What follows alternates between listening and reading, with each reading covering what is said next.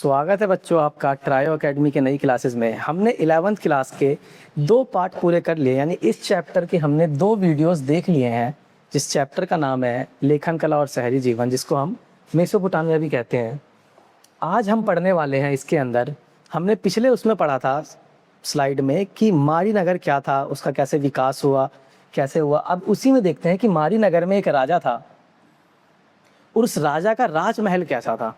ठीक है, मारी नगर में एक राजा था, मारी नगर में एक राजा था जिसका नाम था जिमरीलिम। एक राजा था जिसका नाम था जिमरीलिम। उसका राजमहल जो था वो कितना बड़ा था वो देखने वाले हैं हम। उसके राजमहल में 260 कमरे थे। कितने कमरे थे? तो 260 कमरे थे। और इस राजमहल को देखने के लिए जो और राजा थे वो दूर दूर से आते थे मारी शहर, सिर्फ और सिर्फ इस राजमहल को देखने के लिए, और किसी चीज़ के लिए नहीं। राजाओं में जलन थी ये चीज़ कि इतना अच्छा महल कैसे हो सकता है। ये देखो आप, कितना बड़ा महल है, कितने कमरे हैं इसके अंदर।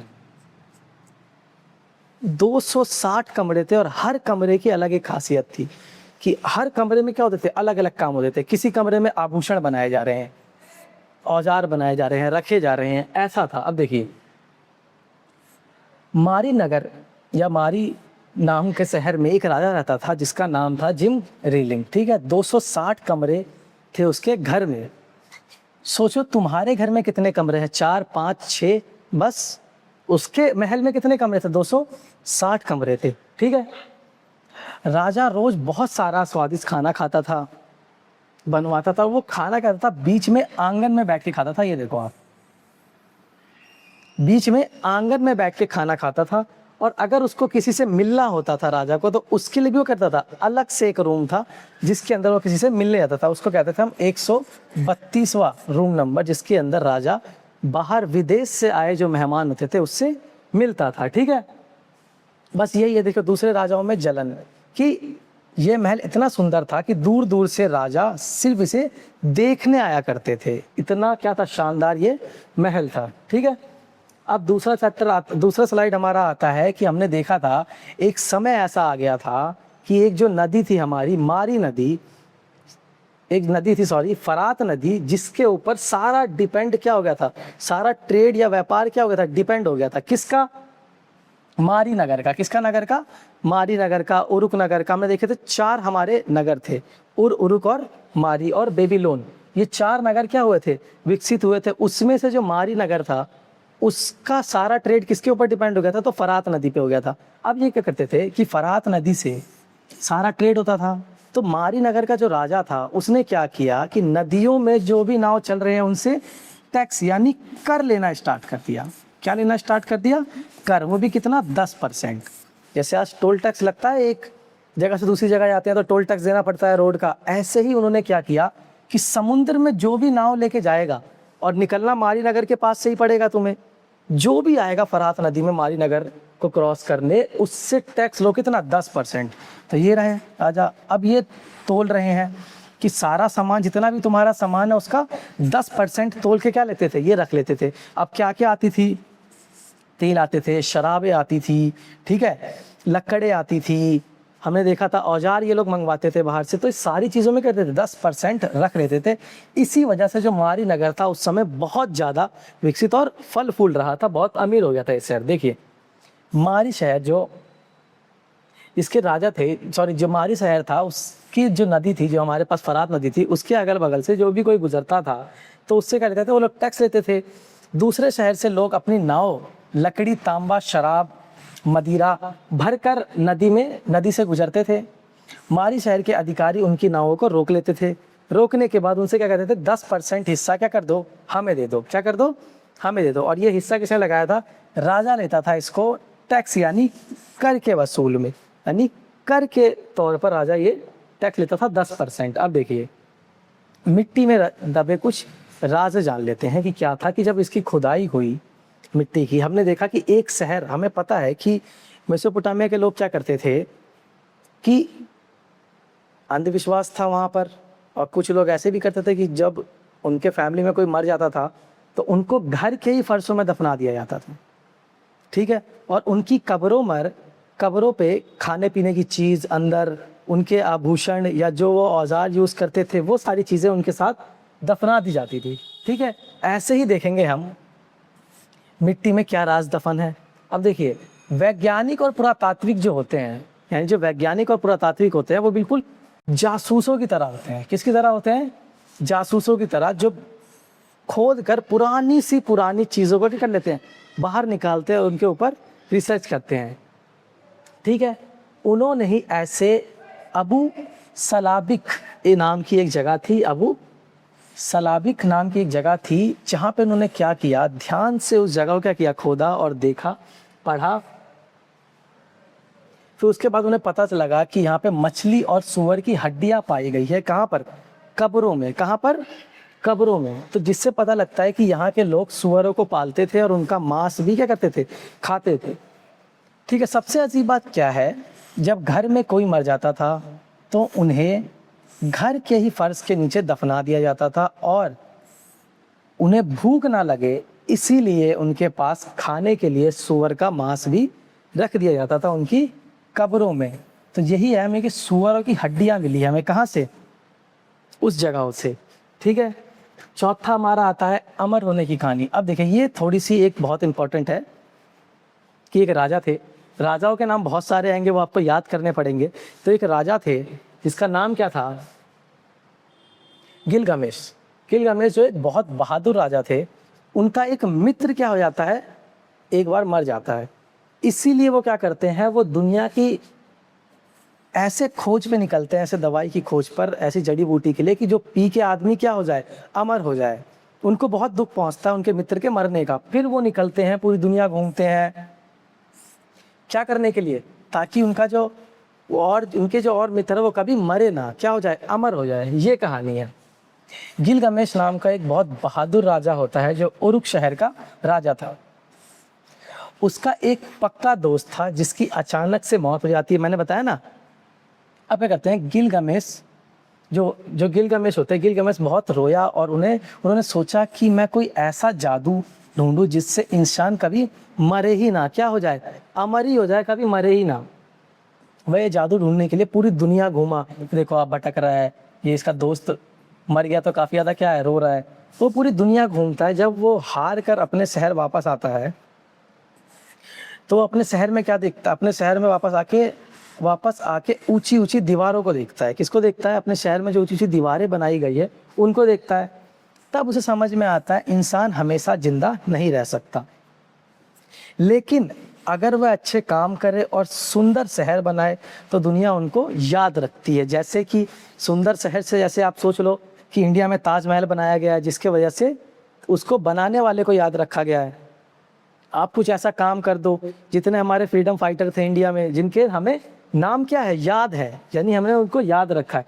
तो वही इसने सोचा कि अमर तो नहीं हो सकते, लेकिन कुछ ऐसा काम कर दो या कोई ऐसी शहर इतना सुंदर बना दो कि लोग क्या करें, तुम्हें हमेशा याद रखे। तो अब इसे भी याद रखा ही जा रहा है।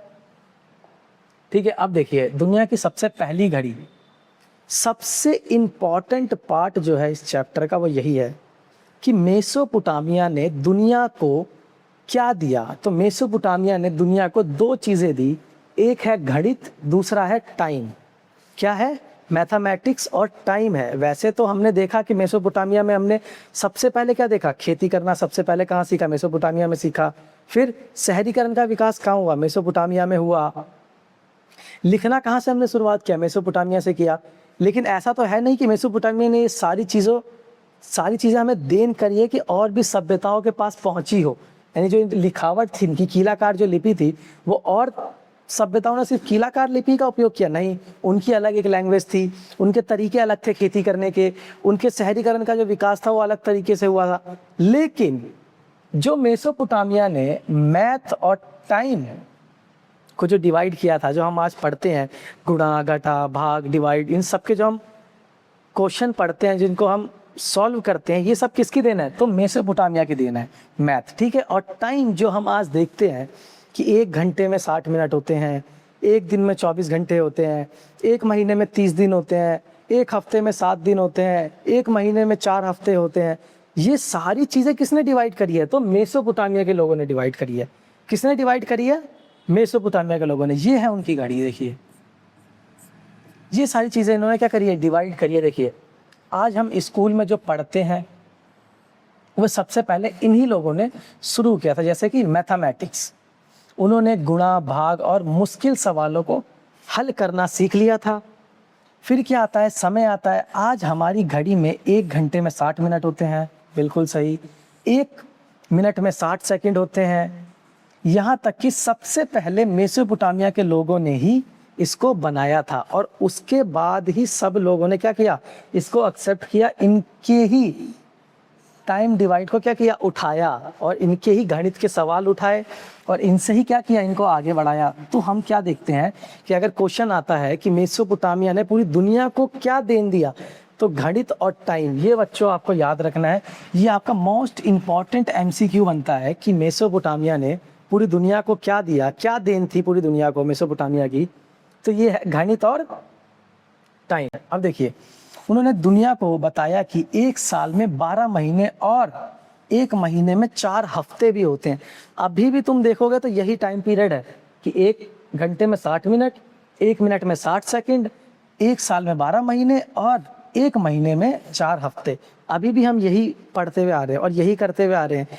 जब मेसोपोटामिया ने ये करा, उसके बाद क्या, ईसाई जो आए, फिर रोम जो आए, इन सब ने क्या किया, इन सब ने फिर उसके बाद जितनी भी सभ्यता आती गई, इन्हीं की टाइम को और गणित के क्वेश्चनों को उठाती गई और करती गई। अब देखिए दुनिया की सबसे पहली लाइब्रेरी कैसी थी, ये दुनिया थी, उसकी सबसे पहली लाइब्रेरी कैसी थी। अब यहाँ पे फिर एक राजा का नाम आएगा, कंफ्यूज नहीं होना है आप लोगों को, या ये नहीं देखना है कि सर बहुत सारे राजाओं के नाम आ रहे हैं, इनको हम याद कैसे करेंगे। बहुत ईजी है, आप इस क्या कहते हैं वीडियो को एक बार समझ में नहीं आ रहा दोबारा देखिए, बिल्कुल इजी तरीके से नोट्स बना रखे हैं और बहुत आसान करने के लिए हमने पिक्चर्स को भी ऐड कर रखा है। अब देखिए दुनिया की सबसे पहली लाइब्रेरी यानी पुस्तकालय कैसी होती थी, कब बनी। देखिए एक राजा जिसका नाम था, देखिए इतने सारे राजाओं के नाम आ रहे हैं तो आपको कंफ्यूज नहीं होना है। आप एक क्या करिए, पेज में अलग से सिर्फ राजाओं के नाम लिख लीजिए। क्या करिए, राजाओं के नाम लिख लीजिए। एक राजा जिसका नाम था असुरबनीपाल। क्या नाम था, असुरबनीपाल। उन्हें पढ़ने का बहुत शौक था, तो उन्होंने दुनिया की सबसे पहले क्या करी, लाइब्रेरी बनाई। हमें पता है कि ये क्या करते थे, मिट्टी की पट्टिकाओं पे लिखते थे। जब ये मिट्टी की पट्टिकाओं पे लिखते थे तो ये तो है नहीं कि ये कागज़ यूज़ कर रहे हैं, कॉपी यूज़ कर रहे हैं जो छोटी सी लाइब्रेरी बना देंगे। इस चक्कर में बहुत बड़ी लाइब्रेरी बनानी पड़ी और मिट्टी की पट्टिका को क्या किया, इकट्ठा किया और उनको स्लाइड बाय स्लाइड क्या किया, रखा। जैसे कि जितनी भी हिस्टोरिकल बातें होगी वो इसमें होगी। हमें पता है कि ये लोग किस में तेज थे, मैथमेटिक्स में तेज थे, ठीक है, एस्ट्रोलॉजी में तेज थे, तारों की पढ़ाई आती थी। तो जितनी भी एस्ट्रोलॉजी की बातें होंगी वो इस स्लाइड में होगी। इन्होंने क्या किया कि उनको अलग अलग डिवाइड भी कर दिया, किसको, पट्टिकाओं को, कि जाके हमें क्या ना हो, मुश्किल ना हो, ठीक है। और इसने क्या किया, इस राजा ने पूरी दुनिया से क्या किए, पट्टिकाओं को लिखा लिखा लिखा इकट्ठा किया और अपनी लाइब्रेरी बनाई। क्यों, क्योंकि इसको पढ़ने का शौक था। देखिए लेकिन तब कागज़ की किताबें नहीं होती थी, इसीलिए हम देखते हैं कि मैं लाइब्रेरी में 30,000 मिट्टी की पट्टिकाएं जिन पर लिखावट होती थी वो रखी गई है। कितनी, 30,000 पट्टिकाएं रखी गई है। अब आप ये सोचिए 30,000 पट्टिकाएं कितनी सारी होगी और कितनी बड़ी लाइब्रेरी होगी और उसको संभालना कितना मुश्किल होगा। देखिए उन्होंने इसे इतिहास, कवि, तारे, ज्योतिष के हिसाब से अलग अलग तरीकों से क्या कर रखा है, बांट रखा था। मैंने बताया ना कि अलग अलग तरीके से क्या कर रखा था, बांट रखा था। जैसे देखिए हिस्ट्री इधर है, पोइट्री इधर है, एस्ट्रोलॉजी इधर है, क्या कर रखा था, अलग अलग तरीके से बांट कर रखा हुआ था, ठीक है। अब आइए पुरानी चीज़ों का सम्मान। ये तुम्हारा लास्ट टॉपिक है, इतनी ज़्यादा इंपॉर्टेंट है नहीं, लेकिन एमसीक्यू में ये आ सकता है। इस राजा का नाम, देखिए राजा के नाम बहुत है इसके अंदर, तो कंफ्यूज नहीं, तो ये भी एमसीक्यू में ये सारे क्वेश्चंस बन सकते हैं। इसकी स्टोरी क्या है कि एक राजा होता है, ठीक है, जो पुरानी चीज़ों की काफ़ी ज़्यादा कदर करता है। क्या करता है, पुरानी चीज़ों की कदर करता है, अब कुछ भी मिल जाए। नेबोनिडस नाम का एक राजा होता है जो पुरानी चीज़ों की क्या करता है, कदर करता है, उससे प्यार करता है। एक बार उसे बहुत पुराना राजा का एक टूटा फूटा मूर्ति मिलता है, देखिए आप जो आप देख रहे हैं, ठीक है। फिर वो अपने कारीगरों को बुलाता है और कहता है इस मूर्ति को बिल्कुल नया जैसा ठीक करो, क्योंकि उसे पुरानी चीज़ों की क्या है, कदर है और वो इज्जत करता है। तो ये देखिए इसके कारीगर लग गए, इस मूर्ति को ठीक किया, ये इसको मूर्ति मिली, इस मूर्ति को ठीक कर, फिर इन्होंने क्या किया, एकदम बेहतरीन मूर्ति क्या कर दी, बना दी। क्या कर दी, बना दी। अब सबसे लास्ट, सबसे इम्पोर्टेंट आता है, आपके जो MCQ बनेंगे डेट वाइज, वो मैंने क्या कर दिए हैं, लास्ट में लगा दिए हैं कि जितने डेट हैं इस चैप्टर में, जितने भी है ना, हमने खेती की शुरुआत कब हुई, 7000 से 6000 ईसा पूर्व में हुई, लिखने की शुरुआत कब करी, 3200 ईसा पूर्व में करी, तो वो सारी डेट क्या है, मैंने यहाँ क्या कर दिया, असेंबल कर दिया। देखिए कि उत्तरी मैदान में हमने खेती की शुरुआत कर दी कब, 7000 से 6000 ईसा पूर्व में।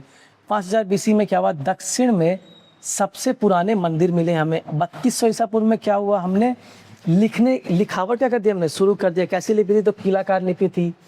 3000 ईसा पूर्व में क्या हुआ, उर शहर बहुत बड़ा हो गया और कासा का इस्तेमाल होने लगा। कासा क्या था, जो कि तांबा और टीन का मिश्रण था। ठीक है, अब देखिए 27 से 2500 ईसा पूर्व में क्या हुआ, गिलगमेश, जिसके बारे में हमने पढ़ा, जैसे राजाओं का सम्मान हुआ, जैसे राजाओं का समय आ गया। ठीक है, 2600 ईसा पूर्व में क्या हुआ, कीलाकार लिपि हमने लिखना स्टार्ट कर दी। ऐसे ही बहुत सारे इसमें क्या है, डेट्स है, तो आप इन डेट्स को याद रखिए। ठीक है, और मैं आशा करता हूँ कि आपको ये चैप्टर बिल्कुल आसानी से समझ में आ गया होगा। और अगर आपको ये चैप्टर समझ में आ गया है तो वीडियो को लाइक कर दीजिए, और अगर आपको अपने दोस्त को भी पास करवाना है तो शेयर कर दीजिए। अगर कोई डाउट रह गया है तो कमेंट कर दीजिए, और हमसे आगे और भी पढ़ना है तो इसको सब्सक्राइब कर दीजिए। धन्यवाद।